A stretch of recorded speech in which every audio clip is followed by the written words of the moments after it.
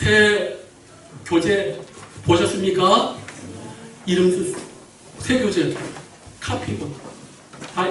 예, 그거. 이름 없으셔요? 오케이. 자, 이름 적으세요. 네, 이름 적으시고요. 오늘 이제 우리 출애굽기 20장 이제 했는데, 요거가 이렇게 여분이 많지 않으니까 이름 쓰셔가지고 교회나 그 앉는 자리에 비치를 해주시면 좋을 것 같아요. 예수까지는 제가 바라지 않습니다. 잃어버리지 말아 주시기 바랍니다.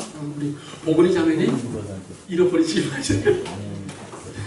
우리 자매님이 참 그 인상이 너무 좋아. 그러니까 항상 이렇게 교회 오면은 제가 이렇게 물어봐요. 교회를 좀 다닌 경험이 없기 때문에 혹시 어렵습니까? 힘듭니까? 좋아요, 목사님. 말로도 아주 그렇게 감사합니다. 그리고 또 여성들은 웃으면 예뻐. 아멘. 그래, 하여튼. 자, 우리 한번 십계명 오늘 볼 건데요. 자, 목적 한번 제가 읽어볼까요? 우리 다 같이 한번 읽어봅시다. 시작. 하나님의 도덕률이 어떤 의미에서 인간을 위한 최고의 법인지를 배우는 것. 자, 여기 이 목적이 아주 특이하죠. 보통 우리는 하나님의 십계명이 우리한테 어때요? 솔직히 마음속으로 불편한 게 있죠. 오히려 이거 없이 그냥 막 살고 죄질하면 우리가 행복할 것 같은 그런 우리의 죄적인 마음이 있잖아요. 안 그러신다고 얼굴을 하시는데 나만 그런가? 아니, 어쨌든 중요한 건 뭐냐면은 여기 보니까 십계명이 인간을 위한 최고의 법이다. 하나님을 위한 법이 아니라 하나님께서 인간을 위한 최고의 법을 시켜 주셨다. 이 놀라운 거예요. 우리가 구약시대의 이 십계명과 관련된 여러 종교의 신화라든가 그 각각의 다신교에서 말하는 이런 계명을 보면 십계명에 비교해 보면 수준이 한없이 떨어져요. 십계명은 아주 대단합니다. 예를 들어서 창세기에 인간의 창조에 대한 이야기가 나와 있지 않습니까? 창세기를 빼고 전 세계의 모든 그 종교의 창조 신화에서 인간은 왜 있느냐? 신의 노예로 만들려고 일꾼 시키려고 만드는 걸로 나와 있어요. 거기 보면은 높은 신이 있는데 그 신들의 하위 신들이 그 높은 신들을 섬겨. 근데 요 신들도 섬기기 힘드니까 그 신들이 인간을 만들어가지고 신의 수발을 들게 해요. 모든 종교가 신의 인간을 꼭 그런 식으로 창조해요. 그런데 예외적으로 성경은요, 그게 아니에요. 하나님의 형상으로 만들고 부려먹는 게 아니라 하나님의 동산에서 함께 교제하고 심지어 신약에는 그 피조물의 인간을 해서 신이 죽는다. 이건 세상에 어느 종교에도 없어요. 그리고 우리가 이 구약 성경을 이렇게 보면요, 특히 출애굽기하고 창세기 나오는 내용을 보면은 얼마나 이 성경이 걸쭉하면서도 이 수준이 차원이 높아요. 그러니까 이거는 사람의 머리로 이걸 만들 수가 없어요. 너무너무 차이가 커요. 자, 그래서 이 십계명도 바로 그겁니다. 우리가 꼭 십계명 기억해야 돼요. 하나님께서 우리 영혼을 위한 최고의 법으로 이걸 우리를 위해 주신 거예요. 이거 꼭 기억하셔야 됩니다. 자, 서론 제가 한번 읽어볼게요. 가장 분명한 명령어는 간단하게 몇 마디 말로 압축된 것이다. 멈춰라, 가라. 이 같은 명령들은 오해의 여지가 없다. 군인들은 훈련을 통해 명확한 명령에 정확하게 복종하도록 배운다. 거기에 군인들의 생사가 걸려있기 때문에. 요거 이해되시죠? 그죠? 군대라는 전쟁이라는 그 극한 상황에서는 이거 저거 말 한순간 다 폭격 맞아 죽는 거예요. 짧은 명령, 진군, 후퇴, 차고 속에 들어가, 포복, 이렇게 짧게 얘들아 지금 포탄이 쏟아지니까 포복하는 게 어떻겠느냐, 너희들 중에 말도 안 되는 얘기, 말도 안 되는 얘기. 자, 그런데 거기에 군인들의 생사가 걸려있다. 출애굽기 20장에서 하나님은 그의 백성들에게 몇 가지 명령을 주신다? 십계명이 뭐라고 얘기하고 있죠? 여기 명령, 오더. 우리가 우리가 보통 주문할 때 오더란 말 쓰잖아요. 오더가 명령이에요. 명령이란 말도 있어요. 자, 보니까 그것은 이제까지 그 어떤 명령보다도 숭고한 도덕적 명령이었고 인간의 행복을 위한 분명한 법령이었다. 이 십계명은 이스라엘 백성들이 개인적이고 국가적인 생활의 근간을 이루었으며 또한 하나님의 어떠하신 즉 그분의 성품을 드러내었다. 이를 통해서 이스라엘 자손들은 그들의 하나님이 먹을 것과 마실 것, 군사적 승리, 그리고 천지지변을 주관하실 뿐 아니라 그 이상의 하나님이심을 배우게 된다. 그러니까 여기 참 놀라운 통찰이 있어요. 십계명은 누구의 행복을 위한 거다? 하나님의 행복을 위한 게 아니에요. 이게 아주 어려운 거예요. 우리 하나님은 눈만 떴다면 우리를 사랑하시고 우리가 행복하게 원하시고 이 십계명에 대한 이 생각과 가치관을 빨리 바꿔야 돼요. 아 이거 어떻게 그게 아니야. 하나님이 우리가 최고로 행복하고 장수하고 기쁨 가운데 살 수 있는 그 하나의 이걸 주신 게 십계명이다 라는 생각을 꼭 한번 우리가 가질 필요가 있고 또 하나 중요한 게 뭐냐. 이 십계명을 통해서 우리는 하나님이 어떤 분인 줄 아는 거예요. 무슨 말이냐면 내가 내 가족에게 막 뭘 한다. 그럼 그 사람의 성품이 드러난 거죠. 그죠?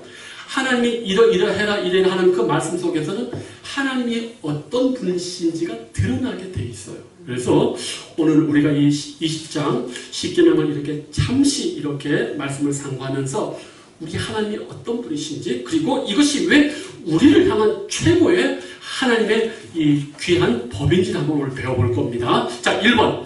당신이 건널목이 아닌 데서 찾기를 건너지 마라 같은 기초적인 일상 규율들을 어떻게 부모님께 배웠는지를 나누어보라.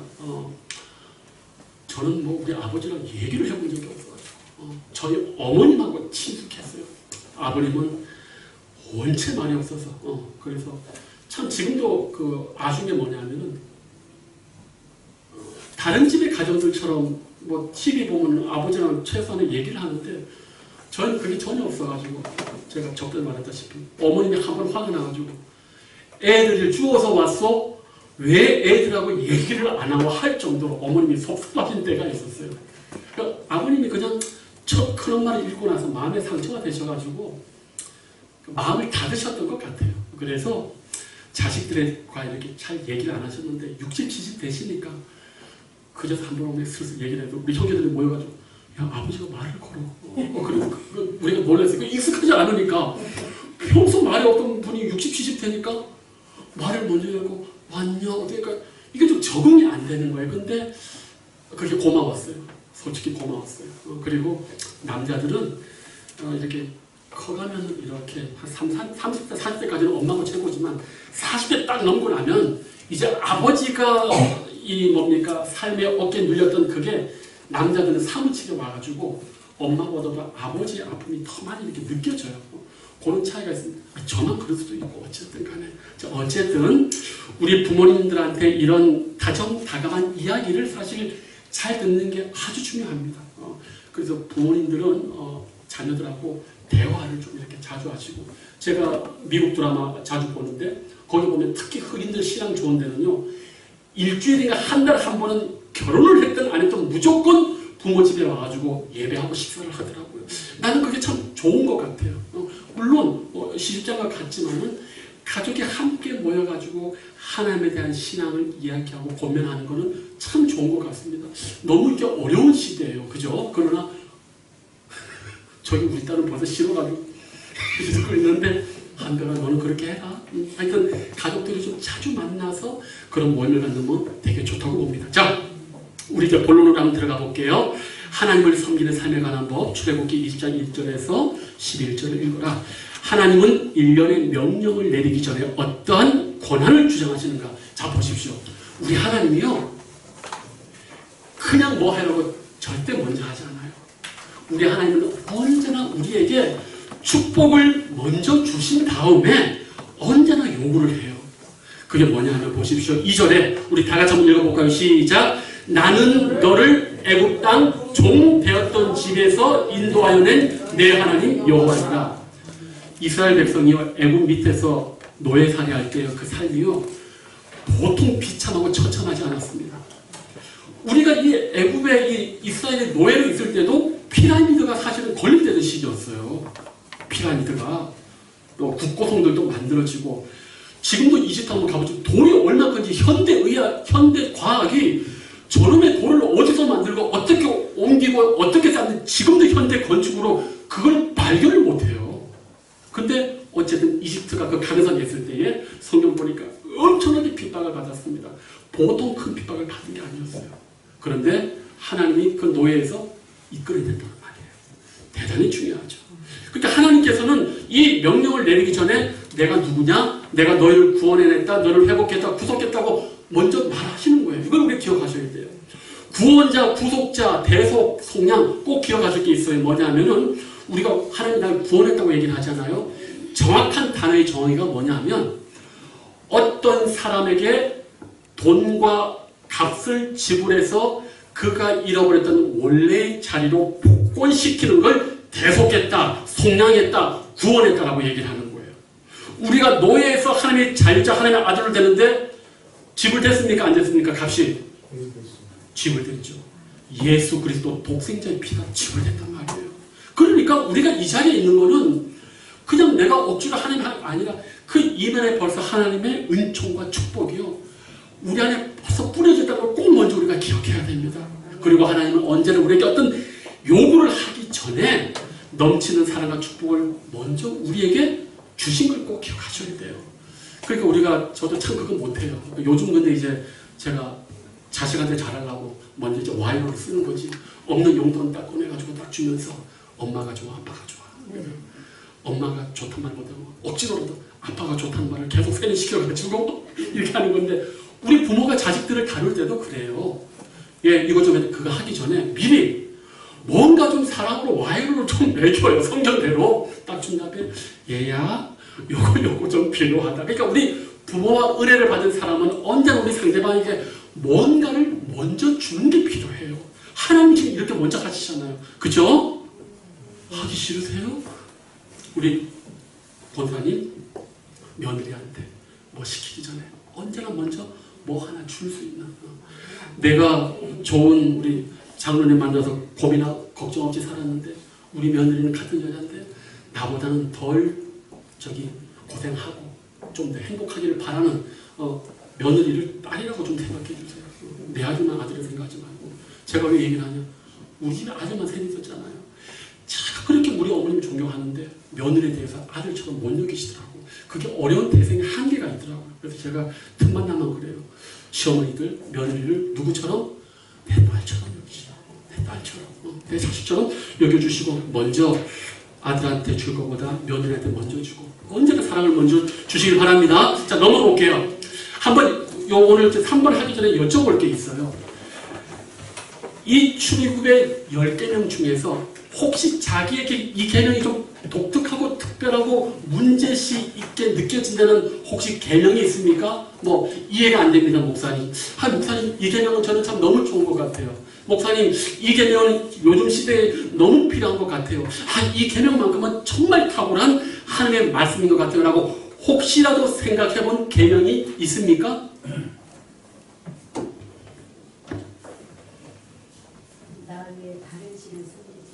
나 외에는 다른 신을 섬기지 말라. 그래서 이걸 보통 믿지 않는 사람들이 하나님을 대단히 속 좁은 분으로 여기시죠. 기독교를 대단히 배타적인 종교로, 대단히 속 좁은 종교로. 그러나 저는 그 말을 제가 이제 그 MDB 논문, 제가 MDB 논문을 영국 목사님 설교관을 제가 썼잖아요. 마틴 로이드 존스 목사님. 그분이 그 유명한 어록 중에 있어요. 하나님 안에 있는 편협함은 복음의 편협합니다. 저는 그 말 너무 좋아해요. 하나님 편협하세요. 복음 안에만 우리 하나님은 된단 말이에요. 예수 그리스도를 영접하는 자에게만 은혜를 베푸시는 거예요. 그분은 복음의 편협함, 하나님의 편협함이라고 그랬어요. 저는 그 말 너무 좋아해요. 우리는 다 끌어안을 수 없어요. 예수 그리스도를 영접한 자에게만 하나님의 은혜가 가게 돼 있고. 너는 나 외에는 다른 신을 섬기지 말라. 왜? 다른 신들이라고 불리는 것들이 다 헛것이고 능력이 없으니까 우리 예수님이 하나님이 강하게 얘기하시는 거죠. 그건 아주 훌륭한 거예요. 좋은 것은 마지막. 마지막죠. 내 이웃의 소유를 탐내지 말라. 근데 이게 왜 또 중요하냐면은 우리가 기본적으로 인간의 욕망은 탐내는 거거든요. 다 여기서 넘어져요. 근데 이 말씀이 좋다, 이 말씀을 산다. 이건 불교로 말하면 그 최고봉인 거예요. 불교 오늘 얘기했잖아요. 얼마나 가까이 거울만 되냐. 불교는 언제나 노력하고 마지막이 청정열애심이라고 해가지고 거울과 같이 밝은 마음을 닦으면 뭐 간다 그런 얘기가 있어요. 물론 선율교에서는 이 세상에 실체가 없는데 거울 마음이라는 그 생각조차 다르다고 이렇게 선정에서 얘기를 하지만 중요한 거는 이 탐내라, 탐심, 욕망이요. 사실은 불교에서 말하는 그들이 언제나 갈고 닦는 최후의 그 뭡니까? 넘어야 될 모습이에요. 우리도 마찬가지죠. 우리 마음속에, 영혼 속에 탐심이 있어요, 없어요? 우리 욕망은 그 탐심이랑 연관이 돼 있어요. 뭔가를 더 가져야 되고, 더 누려야 되고. 근데, 우리 장로님이, 근데 그래서 이 17절에는 좀 그래도 이 구약의 이 편협한 세계관에서는 좀 오해 살 게 있어요. 내 이웃의 집, 내 이웃의 소유를 탐내지 말라니 거기 뭐가 들어있어요? 아내가 들어가 있어요.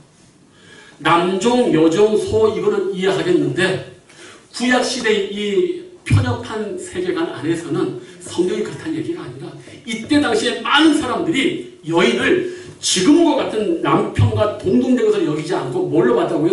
여기 재산 목록 1호로 들어가 있는 거예요. 그게 안타까운 거지.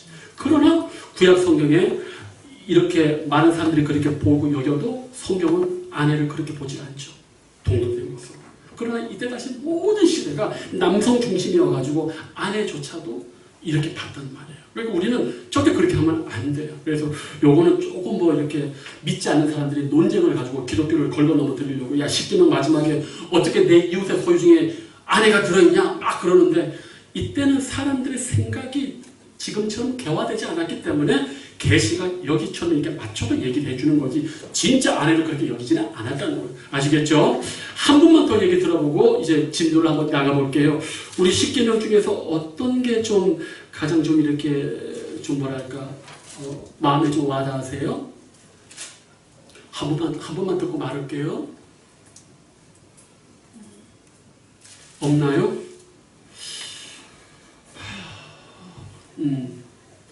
혹시 지금 합동 측에서 십자가를 제거하는 거 알고 계시나요? 우리 통합 측은 십자가 하잖아요. 합동 측 교회는 십자가를 다 떼는 추세입니다. 왜? 우상이라. 우리는 지금 요 교회에서 그런데 합동 측에서는 지금 십자가를 교회 안에서 좀 다 떼는 추세예요. 왜? 어떤 우상, 어떤 표징도 만들지 말라고. 근데 저는 그렇게까지 생각 안 해요. 왜? 우리가 십자가 보고 우상 숭배하지 않잖아요.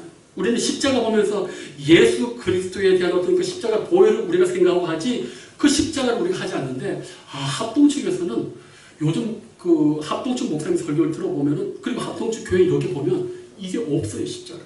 이게 몇 년 전부터 지금 탓대는 추세인데 저는 좀 거기에 대해서 좀 반대예요. 왜? 저는 십자가는 좀 필요하다고 봐요. 왜? 십자가 볼 때마다. 그렇죠. 우리가 근데 저거 보고 저라고 그러지 않잖아요. 그냥 하나의 상징이고 우리 신앙을 기억하는 건데, 합동측은 교회 안에 저런 우상을 해가지고 다 떼는 추세인데, 저는 거기까지는 생각하지 않아요. 그런데 제가 좀 하나 재밌는 얘기 하나 해드릴게요. 오늘 제가 오전에 불교 얘기를 했다시피, 어떤 스님이 추운 겨울날에 어느 저기 뭡니까? 산사에 가가지고 이렇게 몸을 무기는데 한 새벽 1시 겨울에 추운데 오니까 잠을 자시던 스님들을 깨워야 될 거 아니에요. 근데 그분들도 새벽 3시간 4시에 일어난 예불을 드리잖아요. 그러니까 깊이 잠을 잤는데 아니 스님이 왔는데도 귀찮다고 대웅전 가서 너무저 자라고 하니까 너무나 이불이 추운 거야. 그런데 그 대웅전에 나무 목불로 그 부처님 형상이 있었던 거예요. 그래서 이 사람이 너무 추워가지고 그 목불을 쪼개가지고 그 안에서 불을 이렇게 뗀 거야. 그랬더니 갑자기 잠을 자는 사람이 막 타는 냄새가 난다. 대웅전에서 불이 기겁을 해가지고 그걸 가버린 거야.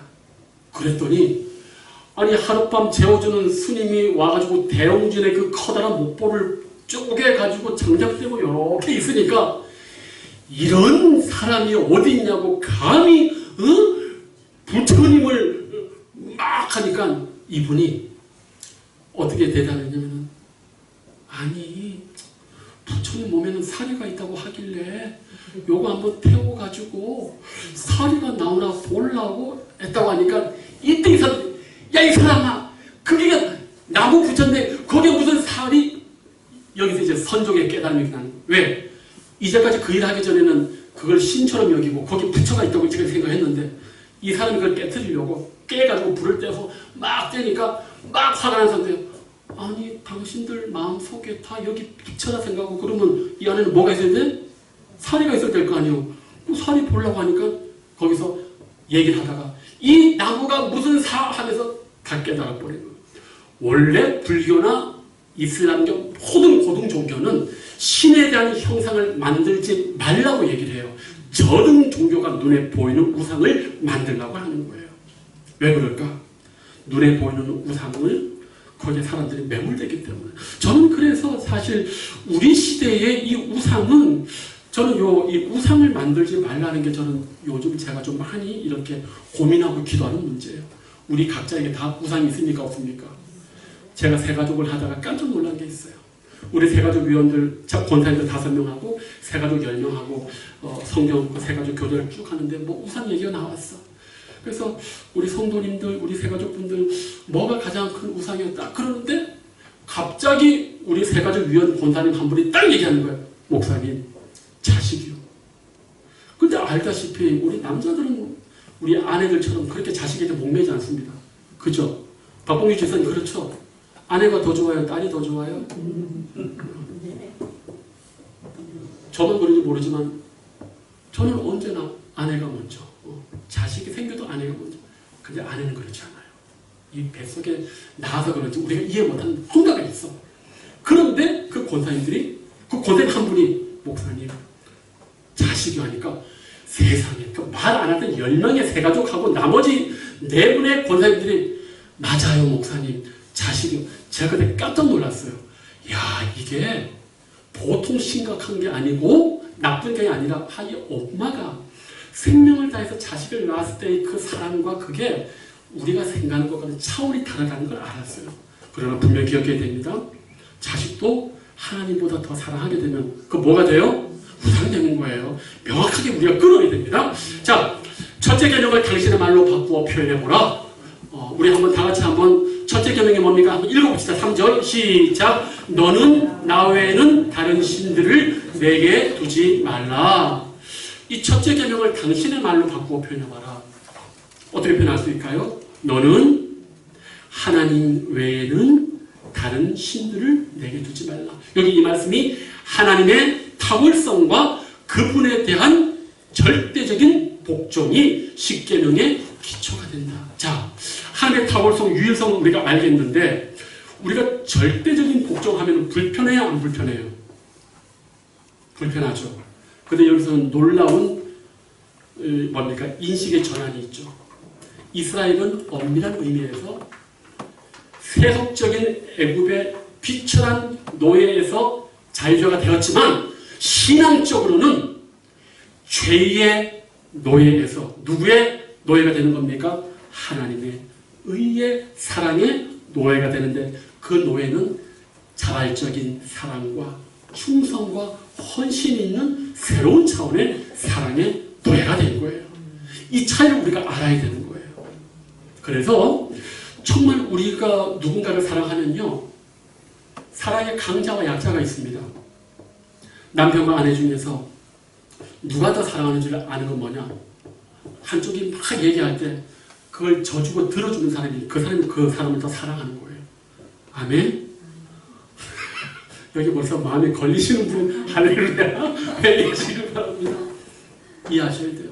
사랑의 강자는요, 약해서가 아니라 더 사랑하기 때문에 상대방이 하는 말에 그냥 참고 다 들어주는 거예요. 저도 이거 깨달은 지 몇 년 안 돼요. 제가 분명히 말할 수 있어요. 그래서 저는 우리 모두가 사랑의 강자가 됐으면 좋겠어요. 우리 하나님이요, 우리에게 얼마나 절정을 매는 줄 아십니까? 아까도 여기 읽은 말씀, 죄를 갚되 3, 4대까지 이르게 하지만은 계명과 사랑하는 자에게는 몇 대? 1000대. 하나님의 진도는 3대, 3, 4대에서 끝나지만 하나님의 은혜는 수천 대 이른다. 우리가 이거 꼭 기억해야 돼요. 자, 우리 30분이 지났군요. 우리 4번만 하고 끝낼게요. 하나님이 우상을 금지하시는 이유가 무엇일까? 우상을 왜 금지하시냐? 오늘 성경 말씀은 아주 재밌는 말씀이 나와 있어요. 20장 5절에 우리 하나님께서 왜 우상을 금하시냐면 뭐 하시는 하나님? 질투하시는 하나님. 이게요, 오해하시면 안 돼요. 제가 항상 하는 얘기지만은 성경이 인간의 언어로 똑같이 쓰여져 있지만은 이 단어는 의미가 성경 안에서 달라요. 어떻게 다르냐? 인간은 질투할 때 그 상대방에 대해서 배신감과 반역함을 가지고 그 사람을 파괴시키려는 게 질투의 모습이에요. 근데 우리 하나님의 질투하심은 그게 아니고 호세아에 나와 있는 그 고멜처럼 마음 아파하시면서도 끝까지 그를 버리지 못하고 어떻게든 내 여자로 내 아내로 다시 만들겠다는 그 사랑이 질투의 모습이에요.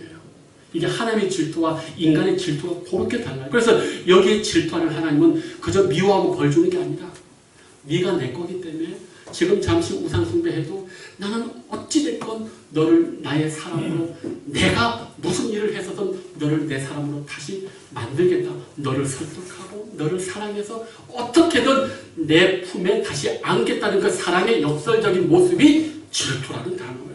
이건 제가 나중에 한 번 더 다시 자세히 말씀드릴게요. 어쨌든 오늘 여기까지 하는데 우리가 오늘 이 시간 꼭 한번 기억하십시다. 십계명은 나를 족쇄하는 그게 아니라 하나님께서 우리를 가장 행복하게 하시려고 우리에게 주신 말씀이다. 요거 하나만 기억했으면 좋겠습니다. 그리고 다음 주 우리 다시 한 번 더 나가면 우리 기도 한번 하겠습니다. 아버지 하나님 감사합니다.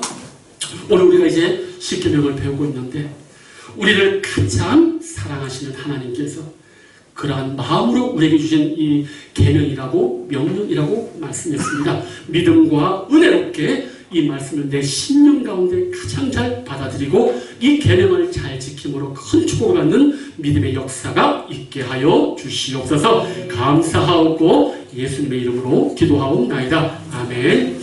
우리 찬송